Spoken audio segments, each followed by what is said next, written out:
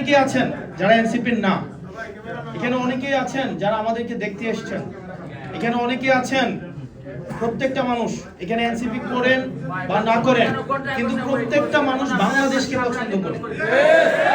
এখানে প্রত্যেকটা মানুষ চায় বাংলাদেশটা যে ডিসফাংশনাল হয়ে গিয়েছে এটা থেকে উত্তরণ হোক, এটা এখানে প্রত্যেকটা মানুষ চায়।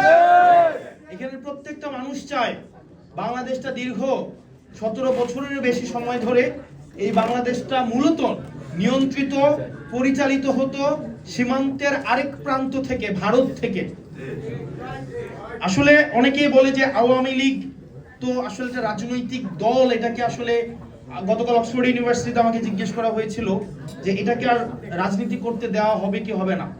এটা পিপল ডিসাইড করেছে 5ই আগস্ট, যখন সেটা জনসমর্থন হারিয়েছে সে কারণে এই দলের নেত্রী দেশ থেকে পালিয়ে যেতে বাধ্য হয়েছে। একই সাথে সাথে যদি এই দল দেশকে ভালোবাসতো তাহলে এই দল কখনোই নিজের দেশের মানুষকে গুলি করে হত্যা করতো না। আপনারা দেখেছেন হেলিকপ্টার থেকে গুলি করা হয়েছে, আপনারা দেখেছেন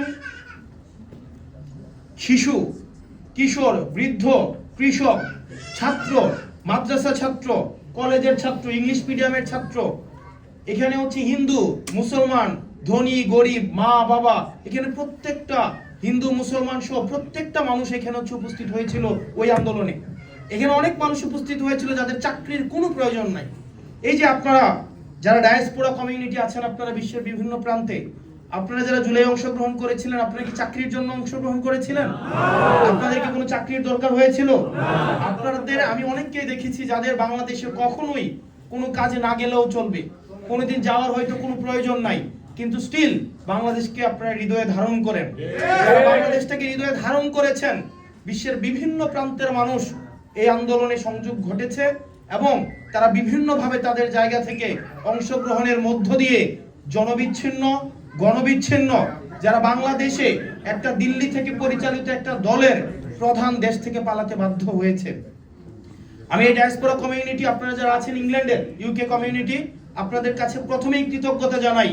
গত জুলাইয়ে আপনারা আন্দোলনে বিভিন্ন মাধ্যমে, এটা রেমিটেন্স শাটডাউন প্রক্রিয়া হোক, সেটা হচ্ছে নিজেরা রাস্তায় ডেমনস্ট্রেশন করার মধ্য দিয়ে হোক, অনলাইন জনসমর্থন উৎপাদনের মধ্য দিয়ে হোক, এবং দীর্ঘ শুধুমাত্র জুলাইয়ে না, একদম 2009 সাল পরবর্তী সময় থেকে বিভিন্ন সময়ে আপনারা গণতন্ত্রের পক্ষে, বাংলাদেশের গণমানুষের পক্ষে বিভিন্নভাবে আপনারা সমর্থন উৎপাদন করেছেন। সেজন্য দলমত নির্বিশেষে আমি আপনাদেরকে এনসিপির পক্ষ থেকে শুভেচ্ছা এবং অভিনন্দন জানাই।